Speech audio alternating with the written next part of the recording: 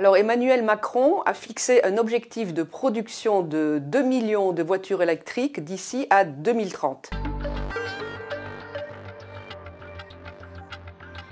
Parce que le lithium est un élément essentiel dans les batteries électriques puisqu'il en faut 5 kg par batterie et par voiture propre. Il va y avoir des évolutions technologiques qui vont peut-être modifier la composition en minéraux des batteries, mais pour le lithium, apparemment rien de nouveau. Il va donc rester absolument essentiel dans le processus. Et le BRGM, qui est le Bureau de recherche minière et géologique en France, a quand même identifié 40 sources de lithium sur notre territoire qui vont du massif armoricain au massif central. Donc c'est un premier projet, mais je pense qu'il y en aura d'autres.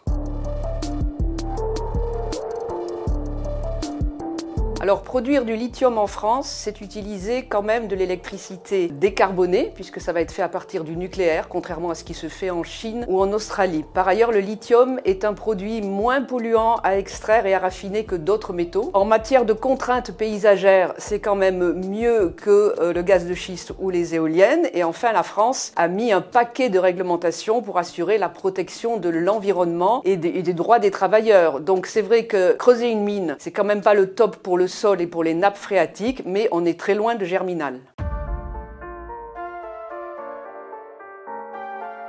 Alors, il faut savoir qu'aujourd'hui, l'essentiel du lithium provient de 3 pays, la Chine, l'Australie et le Chili, et que la Chine, à elle seule, raffine 60% de la production mondiale de lithium. Le rapport Varin, qui était un rapport sur la sécurisation de l'approvisionnement dans ces métaux, avait recommandé différentes mesures, dont l'ouverture de mines, mais il disait aussi qu'en Europe, eh bien, on serait loin d'être indépendant, puisqu'en 2030, nous ne produirions que 20 à 30% de nos besoins. Donc, en gros, nous étions accros aux fossiles et maintenant nous sommes dépendants des métaux.